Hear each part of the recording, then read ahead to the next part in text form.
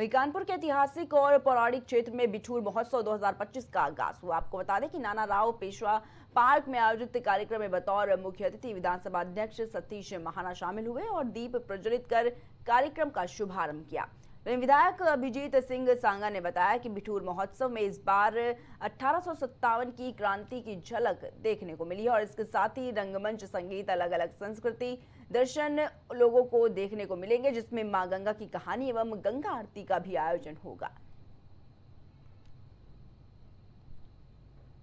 बिठूर महोत्सव 2025 का आगाज हो चुका है बिठूर में, जैसा कि आप सभी लोग देख चुके हैं, और बहुत सारे अच्छे कार्यक्रम हुए हैं। और जो विशेष हमारे पास इस बार है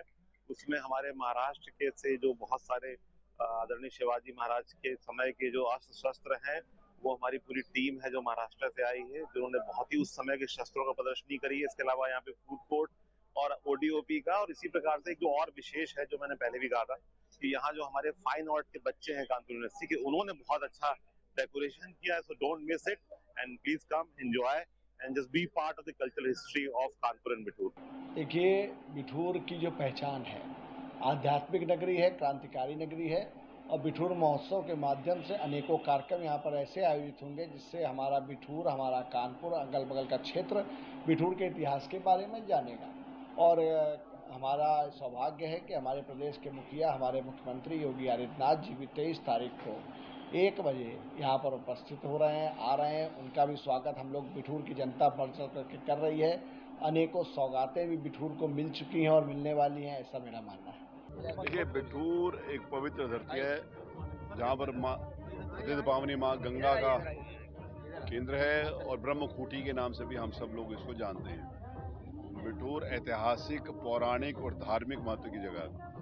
बिठूर इस देश के स्वतंत्रता संग्राम सेनानियों की भूमि भी रही है, तो इसीलिए इसे चाहे हम कल्चर देखें,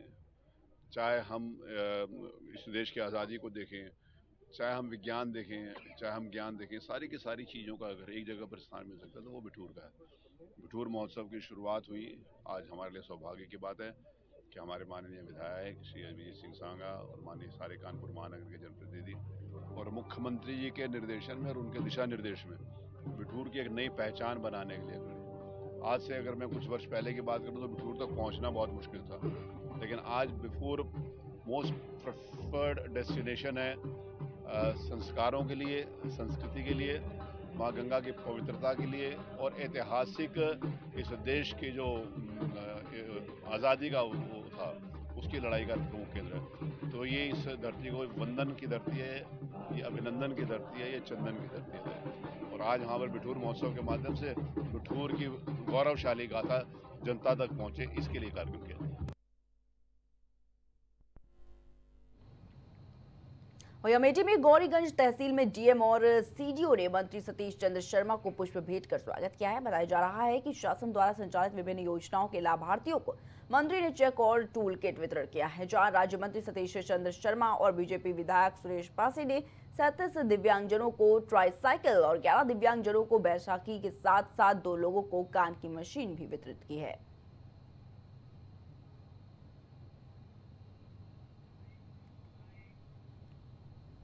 प्रदेश के यशस्वी माननीय मुख्यमंत्री पूज्य योगी आदित्यनाथ जी के निर्देशानुसार अमेठी प्रभार जनपद में आज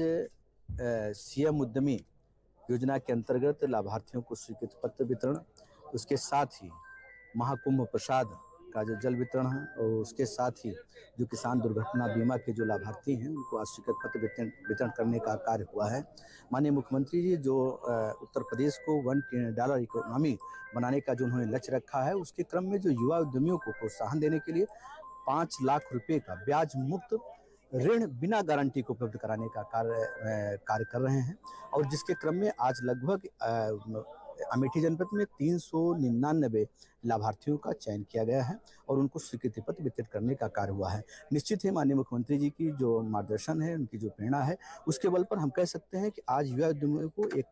बड़ा अवसर मिला है कि जहां पर बिना गारंटी के और 5 लाख रुपए तक का बिना ब्याज के आज उनको धन मुहैया हुआ है। और मैं कह सकता हूं कि जो माननीय मुख्यमंत्री जी जो उत्तर प्रदेश को एक उत्तम प्रदेश बनाना चाहते हैं और नए भारत का जो नया उत्तर प्रदेश है आज उद्यमियों से भरा होगा।